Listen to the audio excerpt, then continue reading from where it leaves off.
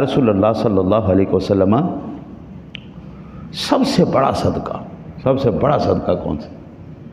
آقا کریم علیہ الصلوۃ والسلام نے ارشاد فرمایا، قال ان تصدق وانت صحیح شحیح تخشى الفقر وتأمل الغنى، تو تندرست بھی ہو، پیسہ تیرے پاس ہو، تجھے پتہ ہے تو پیسہ روک لے گا تو امیر ہو جائے گا، خرچ کر دے گا تو فقیر ہو جائے گا، اس وقت خرچ کرنا۔ پھر میرے آقا کریم علیہ الصلوۃ والسلام نے ارشاد فرمایا، اتنی دیر نہ لگاؤ کہ اذا بلغت الحلقم قلت لفلان کذا ولفلان کذا وقد کان لفلان متفق۔ حضور فرماتے ہیں کہ اتنی دیر نہ لگا کہ تیری جان یہاں پہ اٹک جائے اور پھر تم مرتے ہوئے کہے کہ جناب اے حصہ فلانے نو دے دینا، اے حصہ فلانے نو دے دینا، اے فلانے نو دے۔